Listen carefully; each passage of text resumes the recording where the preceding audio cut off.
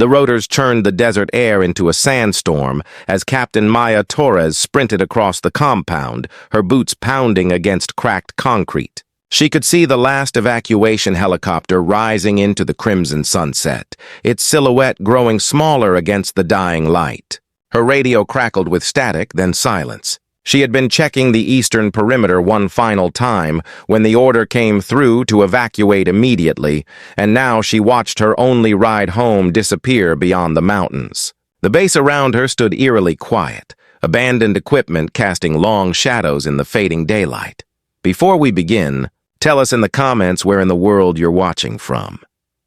Maya stood alone in the center of what had been a bustling forward operating base just hours ago. Her chest heaved as she caught her breath, mind racing through her options. The nearest friendly position was 40 miles north through hostile territory, and night would fall in less than an hour.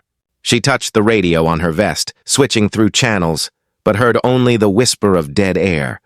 They had left her behind, not out of malice but out of chaos, and now she had to survive. "Okay, Maya," she whispered to herself, forcing her voice to stay steady. "You've trained for this. Think." She moved quickly toward the command building, her rifle ready, scanning for any signs of movement. Intelligence reports had warned that enemy forces were advancing on the base, which was exactly why they had evacuated. She had maybe 2 hours before they arrived, maybe less. Inside the command center, emergency lighting cast everything in a sickly red glow. Maya grabbed a tactical map and spread it across the table, her finger tracing possible routes. Then she heard it, a sound that made her blood run cold. Vehicles. Multiple engines growling in the distance, growing louder. She ran to the window and saw dust clouds rising from the south, at least 6 trucks heading straight for the base. They were early. She glanced at her watch, 6:32 p.m. Her mind shifted into combat mode, years of training taking over. If she ran now, they would spot her in the open desert.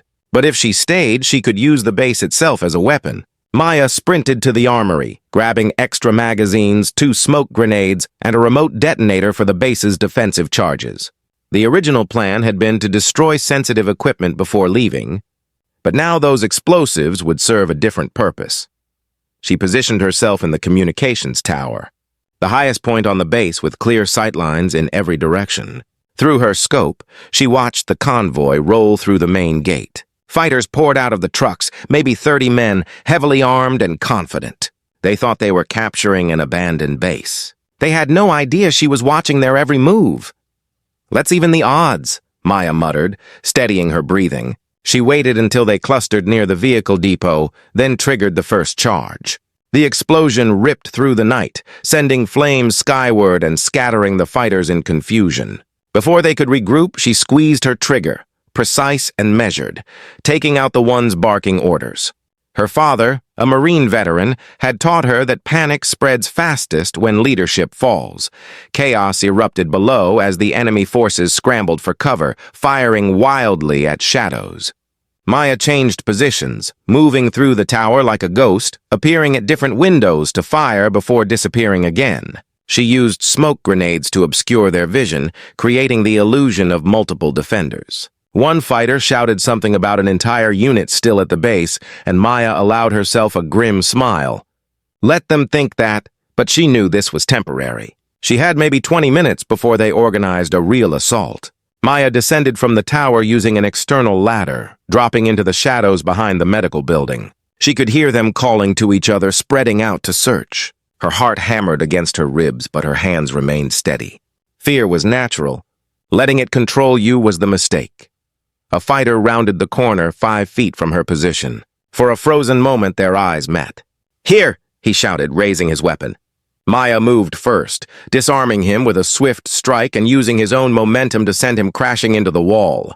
She grabbed his radio before disappearing back into the darkness, leaving him dazed but alive. Violence when necessary, but she was a soldier, not a killer by nature. Listening to their chatter on the captured radio, she learned they were waiting for reinforcements at 8 o'clock. That gave her less than an hour to become enough of a nightmare that they would think twice about staying. Maya rigged the remaining charges throughout the base, creating a web of potential destruction controlled from a single detonator. Then she did something unexpected. She turned on the base's emergency broadcast system. "Attention, hostile forces!" Her voice boomed across the compound, amplified and echoing from multiple speakers. "You are trespassing on an active military installation. You have 10 minutes to withdraw before defensive protocols engage. This is your only warning." She deepened her voice, trying to sound like a commander addressing troops. The radio chatter exploded with confusion. How many soldiers were actually here?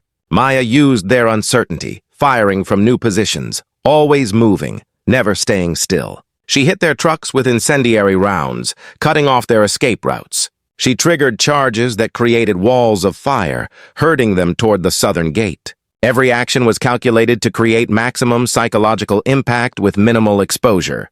This wasn't about fighting 30 men. It was about making 30 men believe they were outmatched. At 7:47 p.m., she heard the most beautiful sound in the world: rotors.